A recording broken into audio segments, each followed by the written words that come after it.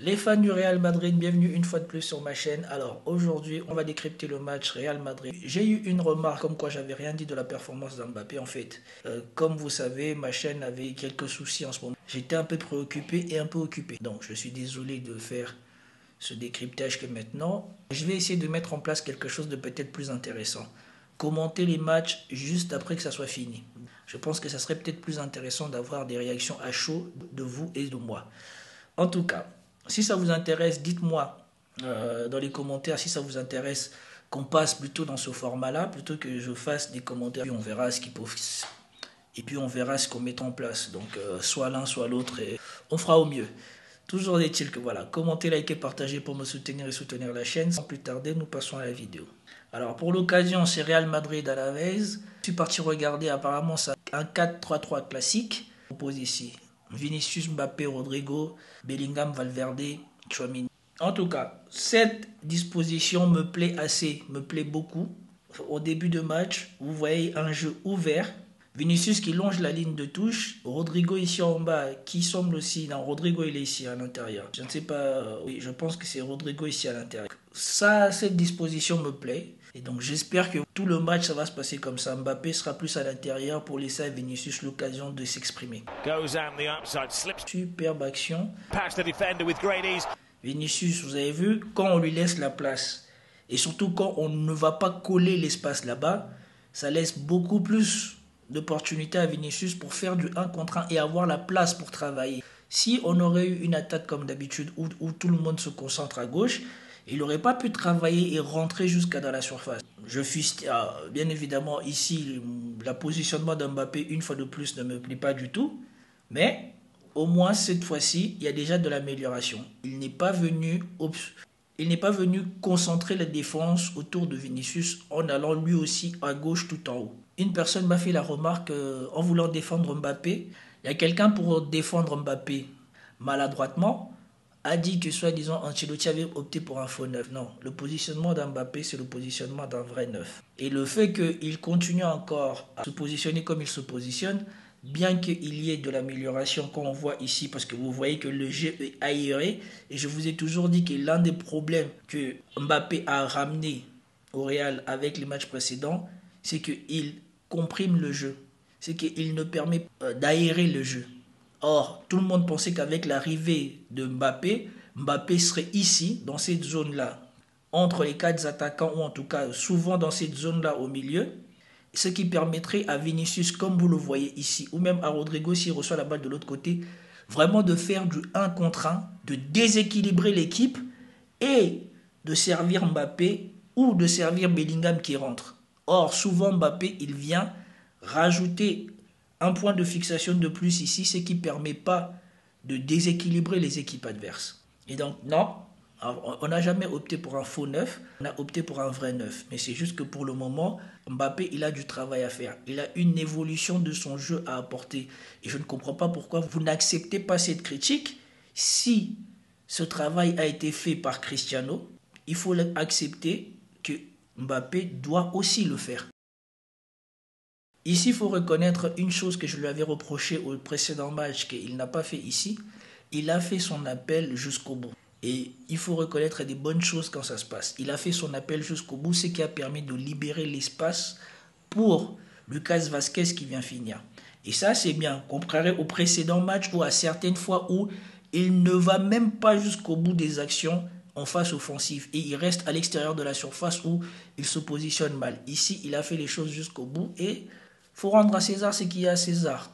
Sur ce début de match, sur ces 1 minute 44 pour jouer, Mbappé, il fait son taf. Et Vinicius aussi, il fait son taf. C'est qui est plaisant. J'ai l'impression qu'en Espagne, ils sont vachement à cheval sur les réactions des joueurs.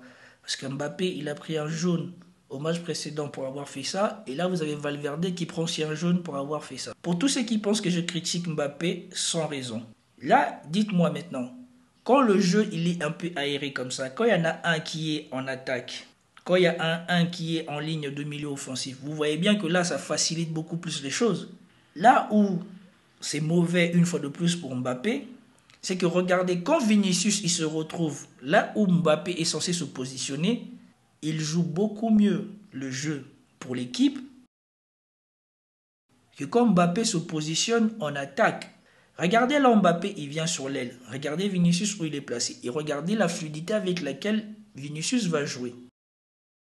Mais quand Mbappé, il doit se positionner ici entre les deux centraux, il a des gestes approximatifs. Ce qui ne permet pas de jouer aussi aisément le jeu. Ne pensez pas que les critiques ou ce que je dis d'Mbappé, ça sort parce que j'ai envie de le critiquer. Non, c'est parce que c'est ce que je vois. Peut-être que je ne vois pas les choses comme vous. Je vois le verre à moitié plein ou à moitié rempli. Et donc je vois plus ce que Mbappé n'arrive pas à faire ou fait mal que ce qu'il fait bien.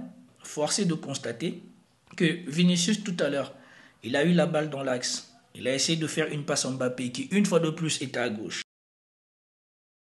Là, on est à peu près 10 minutes plus tard, ou je ne sais pas combien de minutes plus tard. Vinicius prend la balle dans l'axe. Essaye encore de décaler Mbappé, qui est où? Sur sa gauche. Alors qu'à la base, celui qui est censé être à la gauche d'Mbappé, c'est Vinicius. Vinicius aussi a pris un carton jaune. Les arbitres, je pense que c'est une directive de la Liga de dire que voilà, on n'accepte plus les gestes d'humeur de joueurs parce que sinon, ça tombe trop vite pour les gestes d'humeur. Voilà le début de l'action. Regardez la concentration de joueurs ici à gauche et regardez tout l'espace qui est laissé à droite. Mais surtout ce qui est bien, regardez, comme ils ne sont pas comprimés sur les deux lignes de Alaves et que Mbappé ce tour-ci, il reste dans l'axe et il exploite sa vitesse dans l'axe. Regardez, là il est bien positionné au début et vous voyez bien que ça va lui profiter à la fin de l'action. Comme la plupart des actions que j'ai analysées dans ma précédente vidéo où je vous disais que à l'arrivée, Mbappé il était en posture difficile et ses actions étaient approximatives parce que dès le départ il était mal positionné.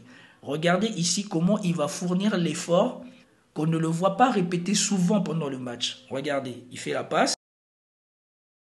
Il est retenu. Vous voyez ici, il est retenu, il passe la main devant, il prend l'espace. Ici, il faut relever la justesse de Bellingham sur cette passe. Il ne la met pas trop fort, ce qui permettrait à ce défenseur-ci d'anticiper sur la course d'Mbappé.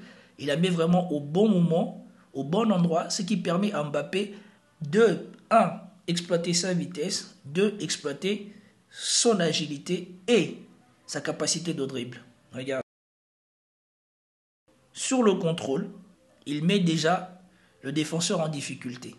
Alors que d'habitude, quand Mbappé reçoit la balle et qu'il est en retard sur le départ du mouvement, au moment où il touche la balle, souvent le défenseur est déjà sur lui. Et ici, vous voyez que quand il commence à respecter son poste, ça aussi peut-être à l'entraînement, ça commence à payer. Vous voyez bien que ça devient beaucoup plus facile pour lui. Et si le Real Madrid commence à jouer comme ça, et surtout Mbappé commence à répéter ce genre d'action dans sa zone de jeu, avec des ailiers qui sont là pour écarter le jeu, vous voyez bien que ça va beaucoup plus le profiter à lui qu'à autre chose. Et in fine, ça profitera à tout le monde. Jusqu'ici, on a relevé que Mbappé, dans l'ensemble, fait plutôt un bon match. Et ce qu'il faut relever dans ce match et qui est encourageant, vous voyez que Bellingham commence à comprendre le jeu d'Mbappé. Et peut-être que le fait que Bellingham commence à comprendre le jeu d'Mbappé va faire évoluer le jeu du Real Madrid de manière positive. Parce que vous voyez qu'ici, Mbappé, il est dans l'axe et il est servi tout de suite pour l'appel. Ou alors peut-être qu'il a anticipé, sachant qu'à l'entraînement, Bellingham la lui met bien. Et donc ça lui donne peut-être plus envie aussi de s'investir. Parce que, comme je l'avais dit au début, il est arrivé à un moment où les gens qui vont le servir ne sont pas aussi bons que Kroos ou Modric. Bellingham, il sert bien, mais pour l'instant, c'est pas fantastique. Mais l'affinité commence à se créer. Le départ d'Mbappé. Il attend même pas que Bellingham lui fasse un signe. Il part direct. Et ce qui est bien, c'est que Bellingham, il suit le jeu. Il voit que Mbappé part. Il ne veut pas que Mbappé fasse la course pour rien et il la lui met. Et ça, c'est bien. Parce que ça aurait été d'autres personnes, il se serait servi de la course d'Mbappé peut-être pour ouvrir le jeu. Et ça, c'est encourageant pour le Real Madrid parce que dans la tête de Mbappé, ça lui fait comprendre que voilà, dans ce genre de moment, quand il sera positionné au centre, il faut qu'il commence des courses rapides et que dans 90% des cas avec Bellingham, il aura la balle. Mais on a vu aussi que Vinicius aussi sert celui qui est en pointe. Donc, peut-être que ces choses-là commencent à débloquer Mbappé et peut-être à l'encourager à appeler dans l'axe parce qu'il voit bien que beaucoup de buts ont été servis dans l'axe. Le but de Rodrigo est génial et c'est ça le but le plus important. Parce qu'à 2-0, Alaves pouvait encore y croire, mais à 3-2, Alaves, à la suite, avait vraiment pris un coup au moral jusqu'à ce qu'ils marquent leur premier but. Ce but-là vraiment était vraiment handicapant pour Alaves. Et surtout, ce but-là a créé une espèce de relaxation au niveau du Real Madrid. On n'a plus vu Mbappé ou Rodrigo s'investir à fond. Le seul qui s'investissait vraiment à fond pour marquer son but, c'était Vinicius. Et je pense que même ça l'a desservi parce que à la fin, il n'a pas marqué. Mais le changement de rythme est vraiment beau. Le changement de rythme est vraiment beau. Et regardez, une fois de plus encore, c'est dans une séquence où il n'y a pas 8 joueurs qui viennent remplir le côté comme ça et réduire les espaces. Vous voyez qu'ici, on a un joueur avec l'arrière droit, un joueur avec le défenseur central, et Rodrigo, il n'a que 2 joueurs à faire face. Et il est déjà en 1 contre 1. Et le deuxième joueur que j'ai dit qu'il doit faire face, c'est le défenseur central. Et dans des conditions comme ça, avec leurs individualités, c'est ce qu'ils doivent toujours rechercher. Parce que eux tous, en attaque, surtout pour les 3, Vinicius, Mbappé et Rodrigo, ils ont des bonnes capacités en 1 contre 1. Et donc si on est positionné comme ça profitera toujours à l'équipe à la fin. Parce que tant que tu aspires les autres défenseurs, eh ben, eux, on sait qu'en 1 contre 1, souvent, ils mangent leur face-à-face. Et donc, le deuxième qui vient faire couverture, la plupart du temps, arrive trop tard ou arrive en difficulté. Comme ça a été le cas ici. Rodrigo, il est passé. Le défenseur central, son intervention n'est pas bien timée et n'a servi à rien. Comme sur le premier but d'Mbappé, quand il s'est retrouvé en face-à-face et qu'il a dribblé le défenseur, derrière ça, c'était beaucoup plus facile. Mais quand l'espace est comprimé, la balle commence à avoir du mal à trouver l'espace de jeu, ça devient beaucoup plus compliqué. Les 3 ici, ils ne peuvent toujours pas intervenir parce que derrière eux, il y a des attaquants. Et donc, ils ne peuvent pas aller fermer tous les espaces comme on a vu souvent dans les matchs de début de saison. Où, quand il y avait un espace comme ça, tu avais 1, 2, 3, 4, 5 joueurs de Madrid dans la surface sur 20 mètres carrés. Ça, c'était juste pas possible. C'est passé entre les jambes du Nipérien. Par contre, moi, j'aime beaucoup comment ce petit il joue. Ce petit, il joue comme un attaquant à l'ancienne. Et ça, c'est un vrai attaquant. Regardez bien comment il fait. Regardez bien comment il se retourne et comment il protège sa balle à l'entrée de la surface. Il éloigne le défenseur de la balle pour se donner l'espace de frappe. Et ça, c'est magnifique. Pour l'instant, il a encore beaucoup de travail à faire sur le fait de cadrer ses frappes, sur le fait de ne pas frapper fort, mais de frapper enveloppé, de placer les balles. Il a encore un problème de placement. Et franchement, on ne peut pas lui en vouloir, il n'a que 18 ans. Mais s'il commence à placer ses balles, avec les capacités qu'il a de s'ouvrir l'angle de frappe, ça va être quelque chose, il va mitrailler.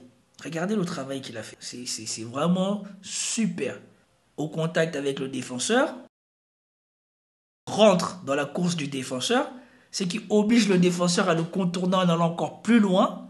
Vraiment, c'est magnifique. Ce qu'il fait là, c'est magnifique. Ça, c'est les attaquants dont tu refuses de jouer avec parce qu'il te met en difficulté en tant que défenseur. Et surtout, regardez, le défenseur, il est en train de l'attraper. Quand il aura plus de vista, ça, c'est des pénaltys gagnés gratuits, comme la dernière fois. Donc, le défenseur est obligé de le lâcher et de s'éloigner pour pouvoir revenir. Et ce temps-là, si vous connaissez, en tout cas, un grand attaquant, Diego Milito, c'est tout ce que Diego Milito y recherchait. Dans sa meilleure saison de 2010 à l'Inter, c'est tout ce qu'il cherchait. Il disait, moi, quand je suis à l'approche de la surface ou quand je suis en 1 contre 1, je cherche juste cet écart de 1 seconde ou 2 secondes avec le défenseur. Moi, ça me suffit pour marquer. Donc, tout ce que les grands attaquants ils cherchent, c'est ce décalage-là. Là. Le moment où tu réussis à créer de l'espace entre toi et le défenseur.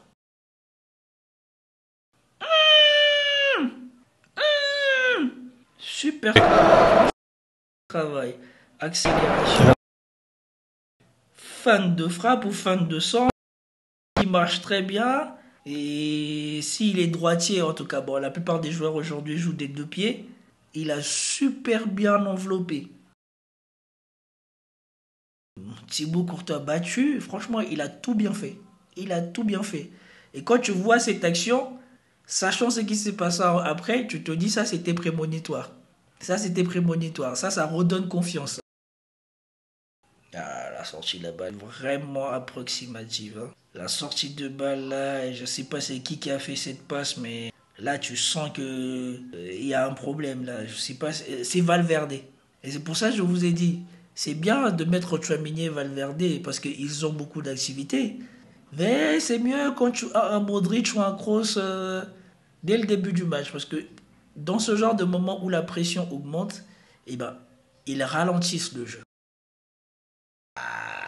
Franchement, simple, beau, efficace. Tout ce que tu demandes à une équipe moyenne. Parce qu'une équipe moyenne, tu ne vas pas lui demander de faire des trucs fantastiques contre une équipe comme le Real. Mais franchement, simple, efficace, fantastique. Par contre, Vallejo, là où je ne sais plus comment il s'appelle, franchement, lui, il a la poisse. Il est au Real Madrid depuis là le temps. Pour les gens qui sont habitués ou pour les initiés, si vous avez joué en entraîneur, vous connaissez ce joueur. Il fait partie des pépites du Real Madrid au fur et à mesure que vous jouez. Et il refuse toujours de le voir. Soi-disant, ça devait être un grand défenseur. Mais à chaque fois que je le vois jouer, franchement, je me dis, je ne sais pas, peut-être qu'il a connu des blessures ou des choses comme ça qui ont fait que son niveau, il n'a jamais pu confirmer. Mais là, franchement, c'est catastrophique. Son entrée a coïncidé avec l'une des pires séquences, enfin, son entrée a coïncidé avec l'une des pires séquences de Real Madrid depuis le début de la saison. Et ça, franchement, c'est pas joli. Et c'est pas ce que j'aurais souhaité pour un joueur remplaçant. Que tu rentres et l'équipe lâche comme ça. Enfin, il est avec l'attaquant. Et là, il laisse l'attaquant regarder. L'attaquant, il commence à partir. Je ne sais pas où est-ce qu'il regarde ou qu'est-ce qu'il voit. Regarde. Quand il se retourne, entre lui et l'attaquant, il y a au moins 3 mètres sur la largeur entre eux deux. Ça, tu laisses ça à des grands attaquants, c'est pas la peine de t'attendre à autre chose que ce qui va se passer ici.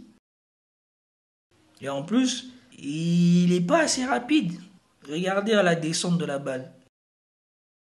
Comme j'avais dit tout à l'heure, les bons attaquants, ils n'ont pas besoin de faire 800 000 trucs. Le simple décalage de 2 pas ou 3 pas entre lui et les défenseurs, c'est trop. Après lui, je ne sais pas si c'est un grand attaquant ou pas, mais ce qui est sûr, c'est qu'il bénéficie de la confiance des 3 précédentes actions. Le poteau, le but, et là, il est en pleine confiance. Et ça n'a pas loupé. Une fois de plus encore, on retrouve cet enfant. Franchement, c'est ce que j'aime, même s'il n'a pas encore la finition d'un attaquant digne du Real Madrid, sa volonté, sa détermination, son envie, sa répétition des efforts. Ça, c'est ce qu'il dégage. Et quand il aura pris la confiance et il aura amélioré sa technique de frappe, il va être redoutable. En tout cas, s'il continue à ce rythme. S'il garde le même niveau d'intensité, et normalement, c'est censé s'élever avec le temps, parce que là, il a moins de 20 ans et il se donne comme ça. Donc, en maîtrisant ses efforts, en améliorant son physique et en améliorant sa technique, ce qui devrait venir dans les années qui viennent, il va être redoutable, le petit. Here goes Hendrick. Il est rentré dans la surface, il arriva avant eux, il y a 3 attaquants. Le truc, moi, je trouve que pour le moment, il a vraiment beaucoup bossé, c'est son instinct. Il est instinctif comme attaquant, mais par contre, les gestes de finition, ils ne sont pas encore au niveau. Là, il doit vraiment bosser. Parce que souvent, il est comme ça, il est en avance sur les défenseurs et il a envie de frapper du premier coup. Sauf que pour l'instant, il ne fait que frapper fort. Il ne place pas. Ces balles, soit ça rentre parce que ça surprend le gardien par la spontanéité de son geste. Mais pour l'instant, ce n'est pas une difficulté particulière dans la difficulté de ce geste. On ne voit pas les gardiens se déployer ou être surpris par la manière dont la balle est travaillée ou quoi que ce soit. Pour l'instant, c'est que fort, fort, fort.